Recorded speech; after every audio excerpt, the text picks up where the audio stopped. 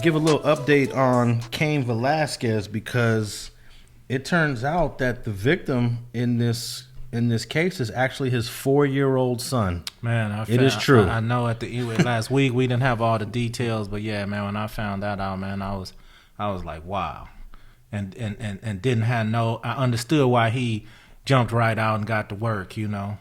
And, you know, a lot of people agree with me that this guy should not be in jail, although I could understand that some people want him to be prosecuted. But Dana White, the guy that runs the UFC, he has produced dozens of letters in support of Cain Velasquez because, you know, he fought for many years under Dana White. So what do you think of this outpouring of support for Cain Velasquez, even though he dumped his pistol into a car full of people? Well, I mean, real people that's going to see real facts going to see, man, that was a 4-year-old boy, was a 4-year-old child, and not to mention it was his. So, you know, it's a lot of people out there that can agree that they would have did the same thing, you know, and he should at least be out on bond while he fight his case and, you know, be able to put his team together and make the best defense he can possible. And I don't see why they got him locked up without a bail. I just don't see why. Well, he's got 34 letters in support asking the court for leniency in his case, which is basically what I kind of said last week. I definitely believe now that we learned that it's his son and his son is 4 years old. Man, if I was a prosecutor, I couldn't do it. I mean, at the end of the day, well, they say that his son said it happened multiple times.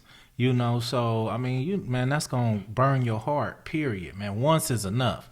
But multiple times, man, it'd make any man want to jump out or any woman want to jump out and just do any harm they can to a person under those circumstances. Man, I couldn't even imagine going through that because, like you said, I would be in his position right now because I sure would have jumped out and started gunning. Yeah. And that's me personally. I agree. I don't know if I would have done it so publicly the way he did it. You know, I was reading some comments like, why didn't he just creep up on him? Why didn't he just wait? Why didn't he just slide? You know, he just was in traffic in the middle of... Right, no doubt. And those are fact. I mean, they got points there. Those people who are saying that are obviously, you know, thinking. You know what I mean? But at the end of the day, man, he did what he felt was necessary at the time, and I respect him for that. Yeah, definitely. But again, I also...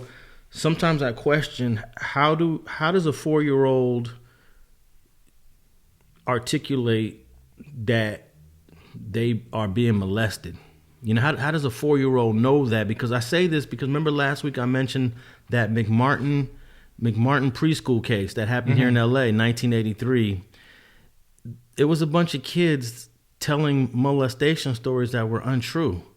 And at the end of once everyone went on trial and once all the witnesses came to court, the whole case crumbled. So that's just it's always in the back of my mind, that McMartin school case. It's the most expensive trial in LA history that resulted in no convictions. Right, but at the same time, you know, I do think a 4-year-old is capable of explaining that somebody touched him.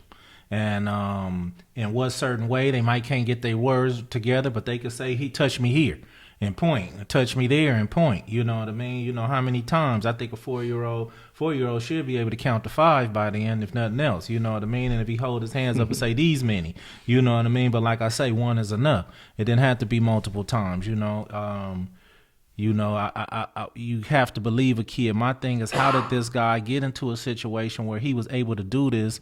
Not just once, but multiple times. How was he around a 4-year-old? Did he work at the daycare?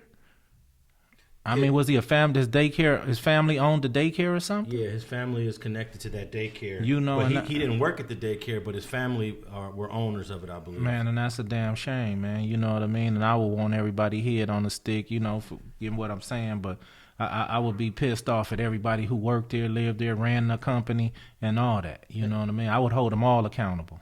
No doubt about it. If this is true, that whole daycare and the whole company or business that's attached to it, they're gonna get sued. And, right. And they might get shut down. But again, we gotta wait and find out. But also last week I said that the guy Harry Goularte was out on bail. He's actually not out on bail. He's out on supervised release. Right. Meaning he didn't have to post a bond. They just let that boy out, man. Yeah, they just let him out. I mean, have you ever heard of anything crazy like that? Nah, but it's sad to see and it's sad to hear, man, because, you know, it's just some straight up bullshit. You're going to get the dude who did the shooting, you know, for his son being molested. Don't give him a bail. And then just let the other dude out. Hey, man, here go a little ankle monitor or something. Come back when we call you to court. You know, that's just some straight up bullshit to me. I really get pissed when I'm even thinking about it, man, because somewhere in these laws and somewhere in these rules that they making, it just ain't right. Yeah, I mean, I was shocked to find out that Harry Goularte was out on a suspended, supervised release, where they're going to be monitoring him. He didn't have to produce any money or put up any bond to be released from court, and he's awaiting trial.